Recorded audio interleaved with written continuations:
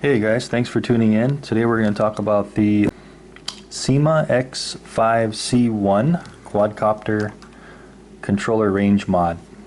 I'm going to show you how to extend the range more, so that would be twice the range of the current stock quadcopter controller.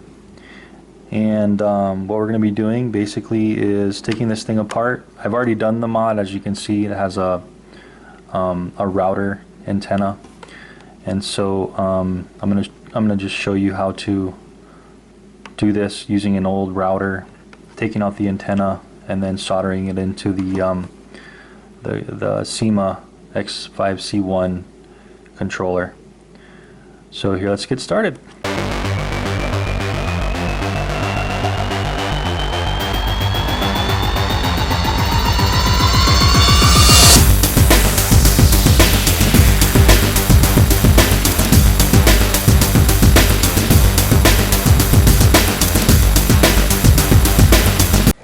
So what I'd recommend is if you have trouble remembering where screws goes, there's not many on this controller, but if you do, I'll definitely separate them.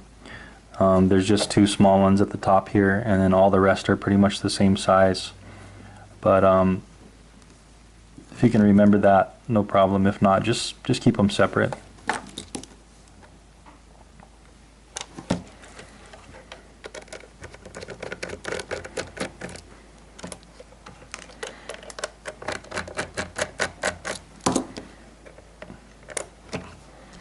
And actually I forgot, there's another two of that same small size on the top of this bar. So there's actually four small ones and then four larger screws here.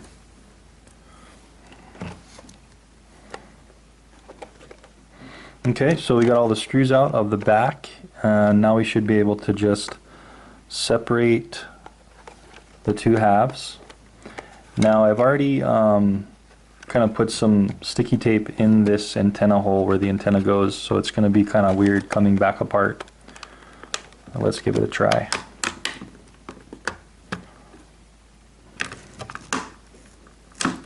There we go.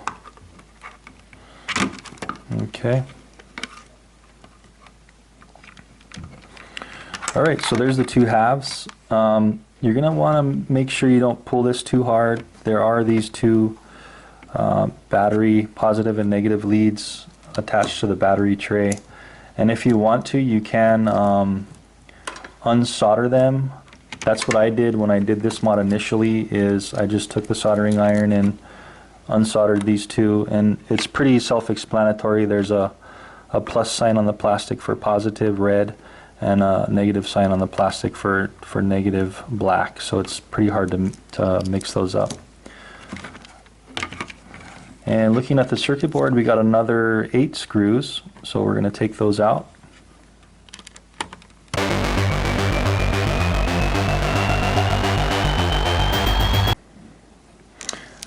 Also, just to note, these 8 screws on the circuit board are the same size as these smaller 4 screws at the top. So if you're worried about mixing the small screws up, no need to worry, because they're all the same size.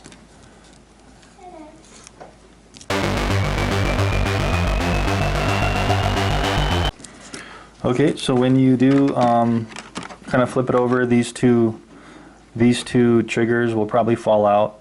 No need to worry, these can actually go back in pretty easy, so I'm just going to set those on the side. And now we're ready to take off the circuit board. So you just give it kind of a gentle pull, and the whole thing should come off like so. As you pull it off, you'll notice that the power on switch will probably fall off. It's just pushed on to the front inside, so that's easy to put back on as well. And a couple more things that'll fall out.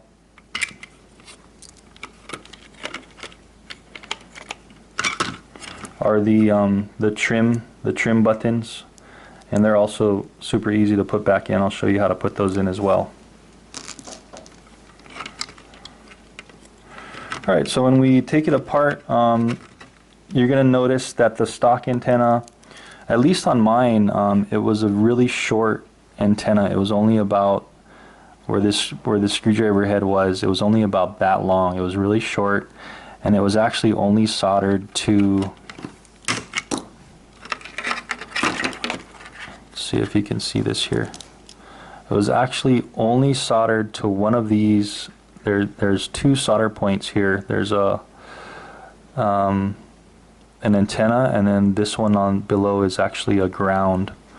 So my stock antenna was super short, and it was only soldered to this antenna one, and there was no other solder point soldered on. So I don't know if that's a defect or they're just super quick putting it together and they didn't care or something. So what you're going to want to do then is you're going to want to get your wireless router ready. Okay.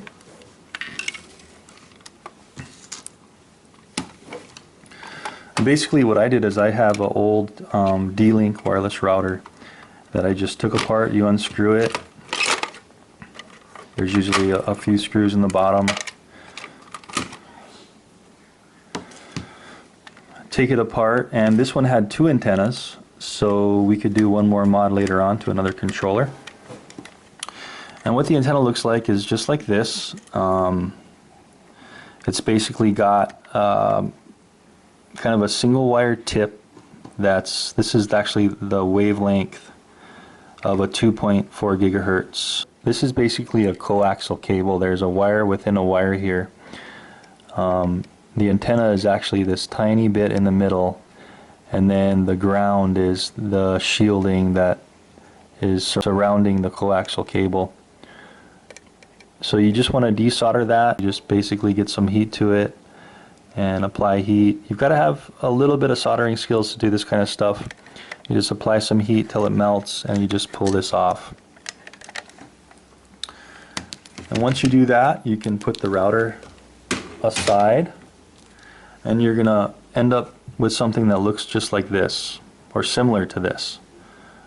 Like I was saying before, this is the actual 2.4 gigahertz part of the antenna. This is the wavelength. This is what gives the signal. This is a coupler, and then this length of wire below this coupler doesn't matter. Just make sure you have a 2.4 gigahertz router that you're doing this on, because the controller itself is a 2.4 gigahertz controller. So as long as you match those two specifications up, there should be no problem. Okay. And then what you're going to want to do is strip. There's a center conductor, as well as that ground shielding that's around the center conductor. So you're just going to want to cut it and get a little bit of wire coming out the tip. So you're going to want to get that stripped down from the tip, kind of like so. You've got this clear plastic covering the center conductor, which is going to solder onto your actual signal portion of the board, and then you've got this kind of this shielding around the outside, in between the side plastic and that inside. There's a shielding in between there. So it's basically a mini coaxial cable for signal. Okay, so once you've got this, back to your controller.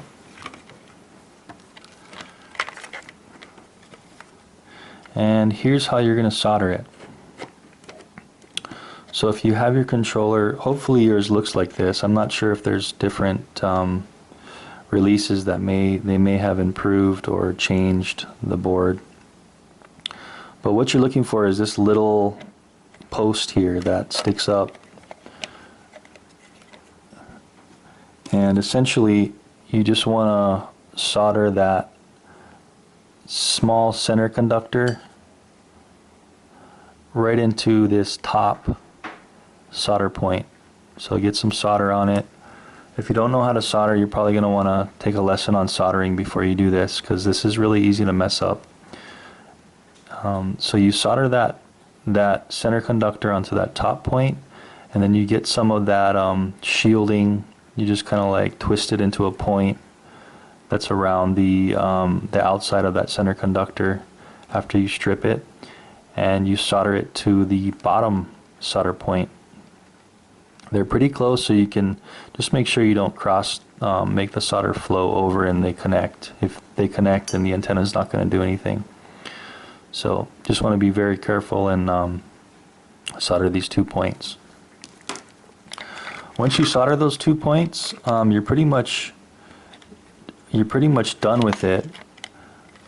If you want to make it pretty, you can just pretty easily pull off these plastic antenna casings that stick out the top of the router, and all you do for that is get basically a pair of pliers, and these are just kind of pinch fitted fittings here. You see how I just pinched these two ends here, and it just kind of like pulled out. And so that's the antenna cover you're going to use for your controller to make it look nice. So once you get your wire into the tip, you can just wrap it with some double-sided sticky tape. And for example, this is just a little roll I got from Ace Hardware. I think it was like $1 or something. It's just this tape that's sticky on both sides, sticky on that side, and then you can actually peel this second layer off. And so you've got sticky on both sides. So what I'd recommend is, pulling this off, leaving one side on of the sticky tape, wrapping it around the antenna one time all the way around,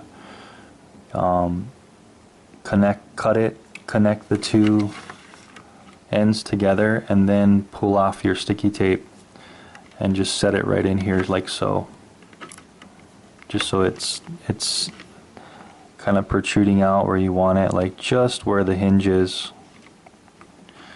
And then you can start putting it back together.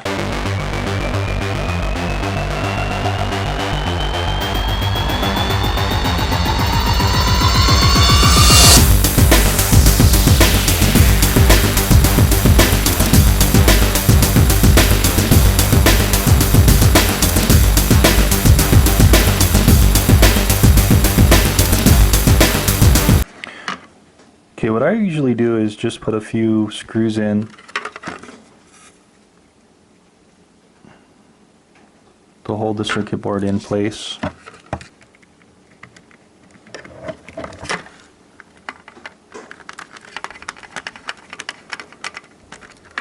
So I usually like to just put a few screws in, hold the circuit board in place, and then just kind of make sure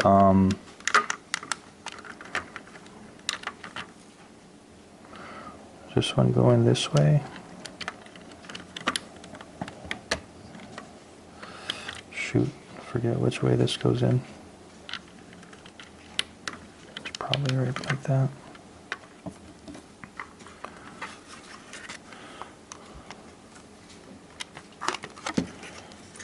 So get a couple of screws in, make sure that you come around to the front and your trims are clicking correctly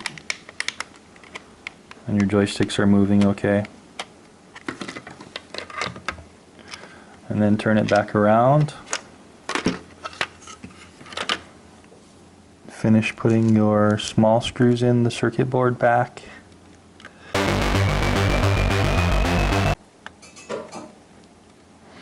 And at this point I would try to stay away from having a highly magnetic screwdriver, just so you don't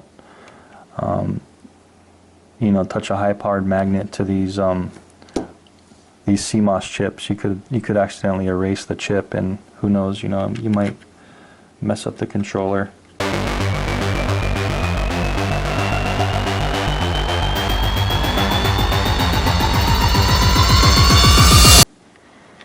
Okay, so now once you get all your screws on the back of the circuit board somewhat snug, not too tight, just snug, so it holds it in place, and you make sure everything's kind of lined up where it's supposed to be. These little triggers here, make sure your antenna's in, it's kind of stuck into the front of the shell where you want it. And if you did unsolder these 2 points, now's the time to solder them back up. just basically lay this down like this, and go ahead and you might ask somebody to help you out to hold the wires while you solder them back in place.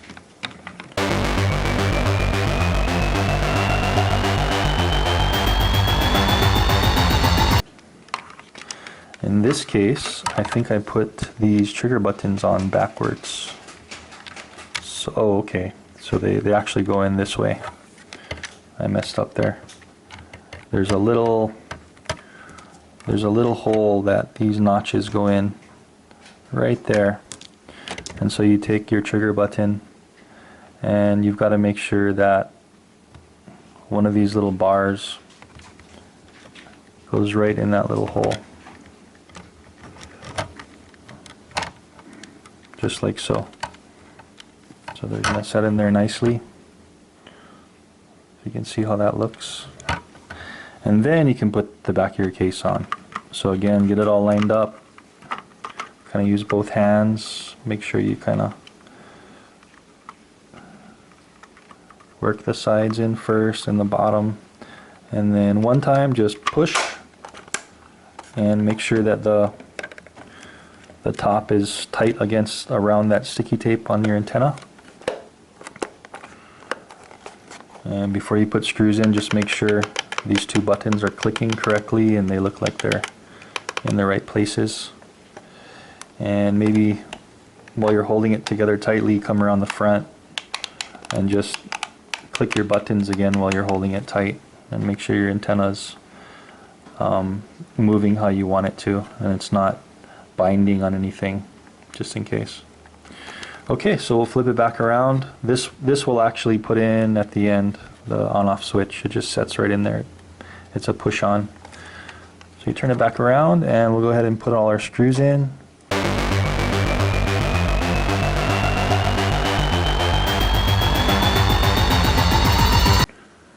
And last part is coming up to the top with these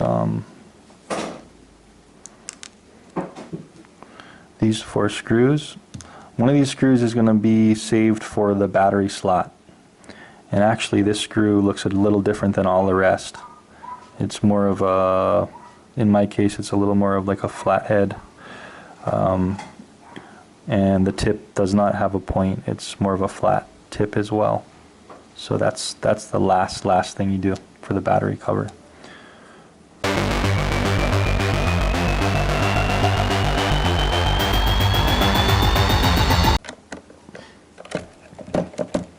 So these 4 screws at the top, these are the ones that were kind of starting to strip for me on this. So they just seem like they strip really easy. So just be really careful. Just put them in to where it just starts to feel snug. There's no real reason to put them in too tight, because this sticky tape is going to kind of bind everything together, and unless you're dropping this on the ground, it's going to stay together, no problem. Okay, so that's all done. Put your batteries back in. Battery cover back on. And the on-off switch, you just push it onto the switch itself. And there we go. Turn it on and test. Looks like everything's working.